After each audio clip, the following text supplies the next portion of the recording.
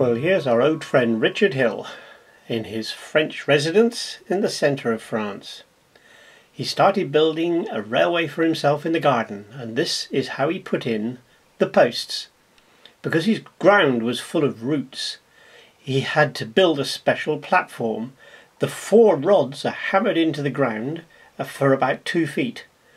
Then, like a cake mould is put around them, and 2 more rods hammered into the ground as well. You can see him pointing at them here, and the rods are held together with a little block of wood at the top. About 6 moulds were to be made at any one time, all ready to be filled with concrete. And Richard's friend Dave came and gave us some hand with the mixing, and we'd mix up enough to do 6 at a time. So we now have like a coffee table with reinforced rods hammered 4 into the ground and 2 coming out of the ground. Over the 2 coming out of the ground, plastic pipe was fitted, and to these plastic pipes the longitudinal timbers with little cross ones making like ladders were attached. At the top of the plastic pipe a small block of wood has been placed, and to this block of wood the screws from the laterals are attached. This was what happened in 2018, and this is as far as we got after the first and second visits. Back home in England I made Richard up some plates which held the longitudinals together.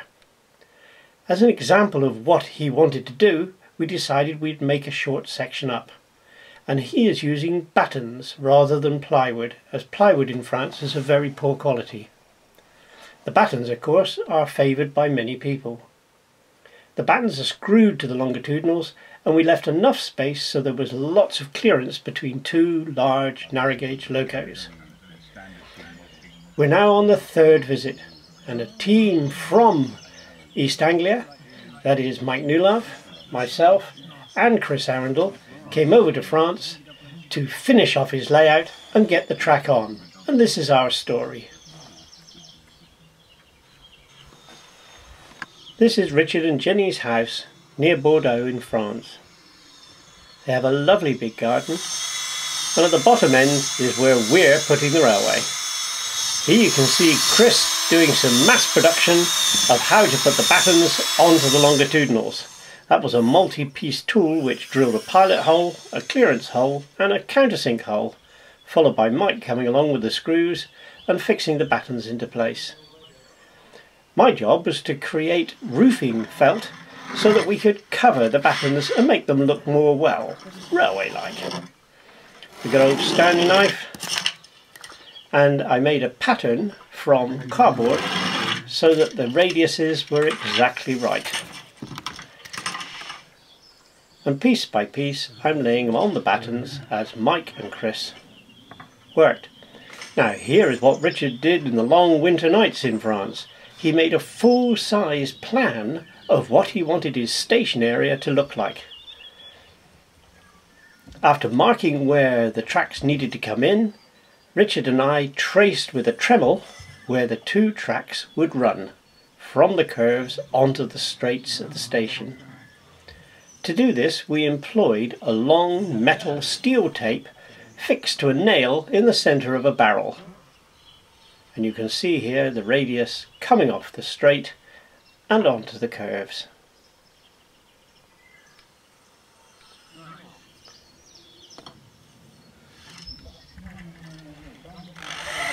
We got a real production line going here, and as you can see we're driving the screws down.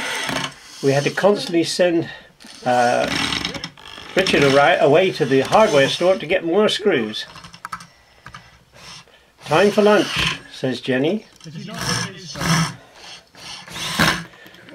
Chris was determined to finish the job. This was the last bit. The first pin in the track. It doesn't get much better than that.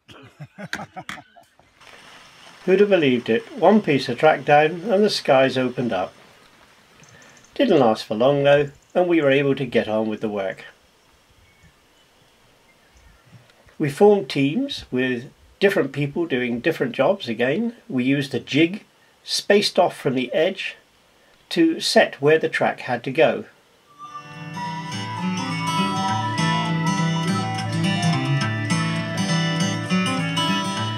Evenings were spent doing recreations.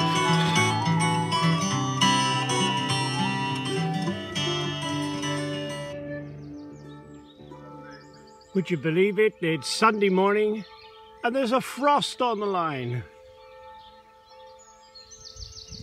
Who'd have thought you'd get frost in May?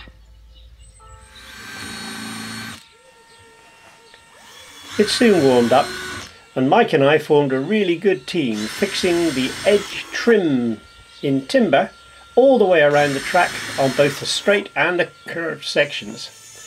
With power tools and a good teamwork, you can really get work done quickly.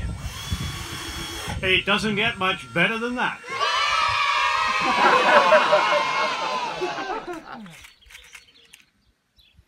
These fish plates are quite difficult to get.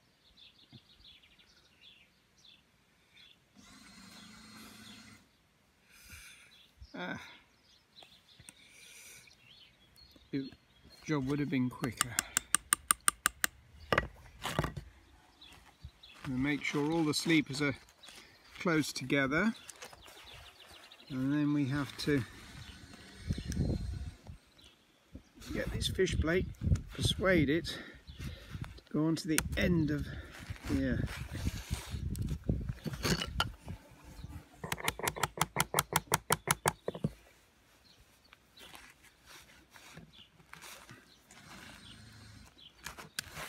Like so, voila!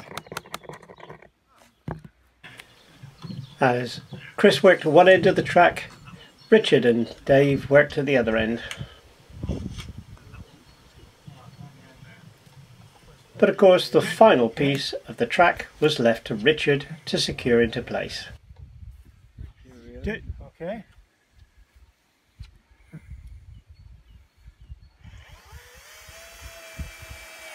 Last piece of the track. You can do the last one as you put it all working. No, last one. You. Go on in, Dave. Do it for him. You can do the last one.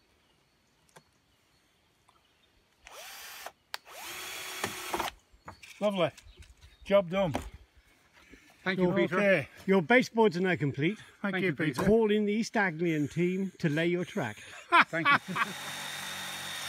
Here you can see the edge of the roofing felt being trimmed with a jigsaw to leave everything really neat.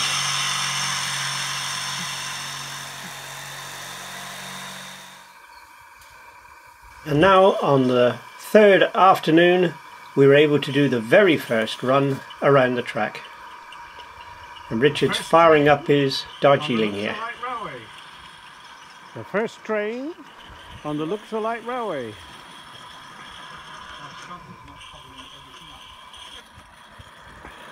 That shunter is not covering everything up.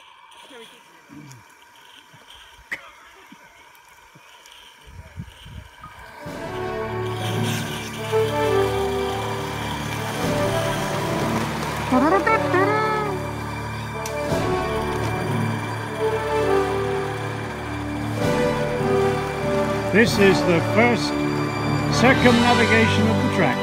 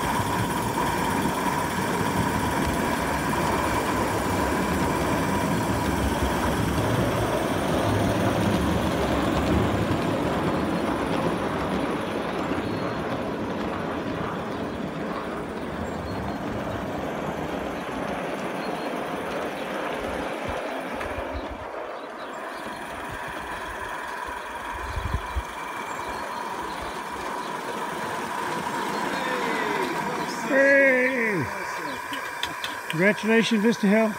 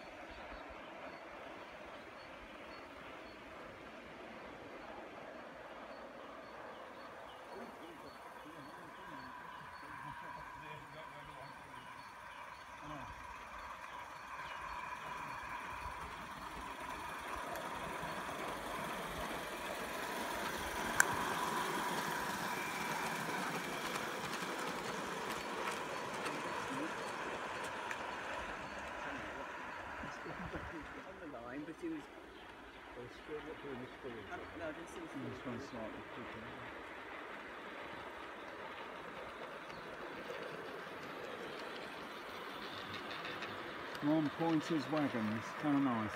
I'm on, isn't it? No, it's not lit. Is that just pressure? That's it. burning. That's burning. That's burning perfectly.